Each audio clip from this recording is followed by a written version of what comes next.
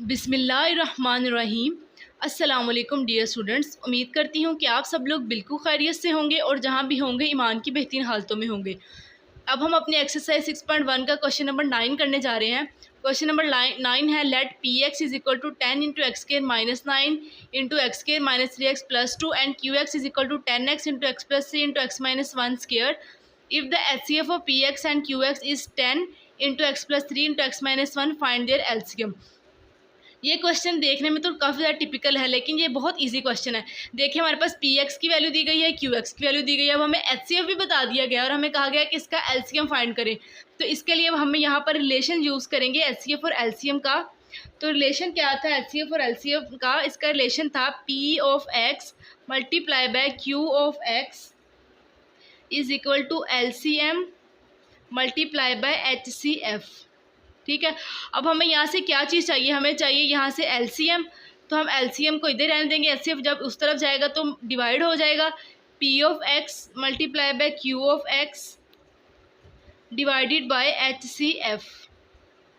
अब P of X की क्या वैल्यू हमें दी गई है वो वैल्यू लिख लेते हैं। वो है जी 10 x square minus 9 into x square minus 3x plus 2 multiply Q x की वैल्यू लिख लेते हैं। क्यू एक्स की है जी 10x इंटू एक्स प्लस 3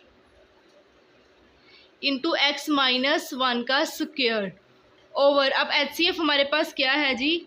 हमारे पास एच सी एफ दिया गया है 10 into x plus 3 into x minus 1। तो सबसे पहले आप क्या करेंगे जी? 10 हमारा 10 से कैंसिल हो जाएगा और x प्लस 3 से कैंसिल, x माइनस 1 इस वाले x माइनस 1 से कैंसिल। तो हमारे पास पीछे क्या बच जाता है? तो हमारे पास पीछे आएगा आंसर 10x। इसको हम पहले लिख लेते हैं, एक्स स्क्वायर माइनस 9 को लिखते हैं, फिर इसके साथ हम लिखेंगे x square minus 3x plus 2 को माइनस 3x प्लस 2।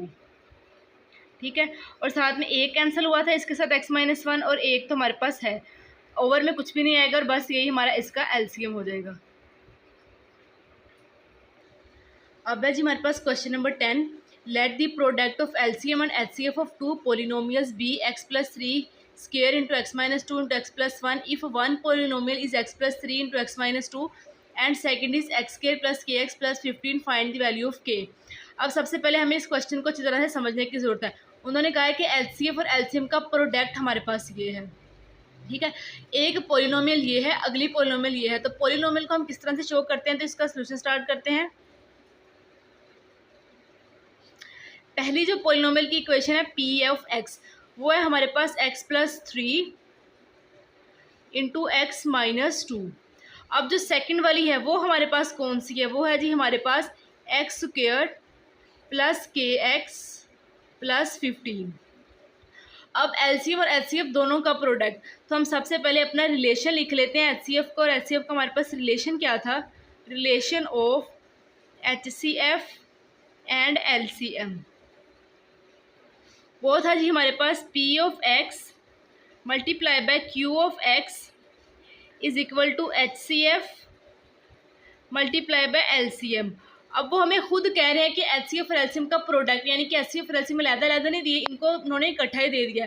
अब हम ऐसा करते हैं कि वैल्यूज़ पुट करते हैं। पी ऑफ एक्स की क्या वैल्यू हम लगाएंगे? X plus 3 into x minus 2 multiply by Q of X की क्या वैल्यू है? वो है जी x square plus K x plus 15। अब जो प्रोडक्ट हमें दिया गया एचसीएफ एंड एलसीएम का उसको देखते हैं। वो है जी हमारे पास इज इक्वल टू का साइन लगाते हैं, इसको ज़रा नीचे लिख लेते हैं। प्रोडक्ट जो हमारे पास दिया गया वो है जी x plus 3 square into x minus 2 into x plus 5। अब हमने क्या करना है जी? हमने इसके अंदर से अपनी के की वैल्यू फाइंड करनी। के की कहाँ वैल्यू है? ये रहा के। अब हमें जस्ट के की वैल्यू चाहिए, तो क्यों ना हम एक्स प्लस 2 और एक्स माइनस 2 को उठाकर इस तरफ ले जाए। अब हम उस तरफ लेकर जाएंगे, यहाँ पर मल्टीप्लाई हो रहे तो यहाँ पर आके डिवाइड हो जाएंगे। तो ये हमारे पास कुछ इस तरह से बनेगा, X square plus K x plus 15 is equal to, इसको आपने ऊपर रखना है, X plus 3 square into x minus 2 into x plus 5 over, यानी कि डिवाइड में हमने क्या रखना है? X plus 3 into x minus two. अब आप देखें एक्स माइनस टू से कैंसिल, एक्स प्लस थ्री, एक एक्स प्लस थ्री से कैंसिल, ये टू है ना तो वन कैंसिल है, तो वन हमारे पास अभी भी लेफ्ट है। तो अब हमारे पास क्या चीज़ बच गई, X square plus K x plus 15 is equal to X plus three into x plus 5। तो इस इक्वेशन को हम ऐसे ही रहने देते हैं, तो क्यों ना हम इस इक्वेशन को आपस में मल्टीप्लाई करा दें, क्योंकि ये आपस में मल्टीप्लाई हो रही ताकि हमारी सिंप्लीफिकेशन ईजी हो जाए। एक्स को पहले एक्स से करवाएंगे, फिर एक्स को 5 से, फिर 3 को एक्स से, फिर 3 को 5 से। एक्स को एक्स से करवाया तो एक्स स्क्वायर प्लस एक्स को 5 से करवाया तो 5x प्लस 3 को एक्स से करवाया तो 3x, 3 5 ज़ार 15। ये वाली टर्म हमारे पास वैसे ही आ जाएगी, x square plus K x plus 15, 5 plus 3 8 होता है, x square plus 8x plus 15। अब हमें जस्ट के की वैल्यू चाहिए, तो क्यों ना हम इस वाली टर्म को उठा के इस तरफ ले आएँ। तो वो इस तरह से लिखेंगे हम, X square plus K x plus 15 minus X square minus 8x and minus 15 is equal to 0। यहाँ पर सारे प्लस हो रहे थे, वहाँ पर आके सारे माइनस हो गए। एक्स स्क्वायर प्लस का माइनस से कैंसिल, अब प्लस का 15 माइनस के 15 से कैंसिल। हमारे पास पीछे क्या बच गया, K X minus 8x is equal to 0। अब हमें जस्ट के की वैल्यू चाहिए, तो हम 8x को उस तरफ ले जाएंगे, ये माइनस का जाके प्लस का हो जाएगा, एक्स एक्स से कैंसिल है, हमारे पास के की वैल्यू आ जाएगी के इज इक्वल टू 8। इस तरह से हम अपनी के की वैल्यू को बआसानी निकाल सकते हैं, ये हमारे पास इसका आंसर है। अब जी हमारे पास क्वेश्चन नंबर 11 जो कि इस एक्सरसाइज का लास्ट क्वेश्चन है, और वो है जी Waqas wishes to distribute. Question लिख लेते हैं जी पहले, वकास यानी कि वकास की ख्वाहिश है कि वो डिस्ट्रीब्यूट करे, Waqas wishes to distribute 128 bananas and also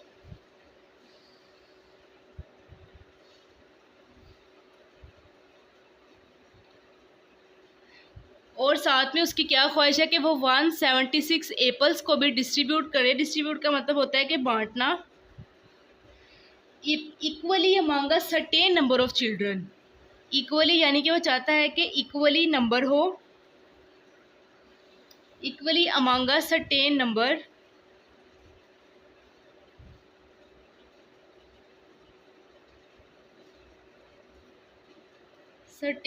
of children, यानी कि उसके पास जितने भी बच्चे हैं वहाँ पर वो चाहता है कि उन सब के पास इक्वल अमाउंट में बनानास चले जाए। और उसके पास बनानास 128 हैं और एप्पल्स हैं 176। Find the highest number. अब हमने इसका हाईएस्ट नंबर फाइंड करना है। Find the highest number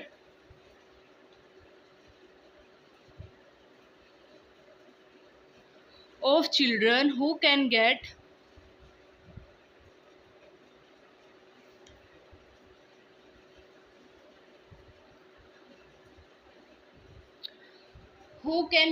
fruit in this way।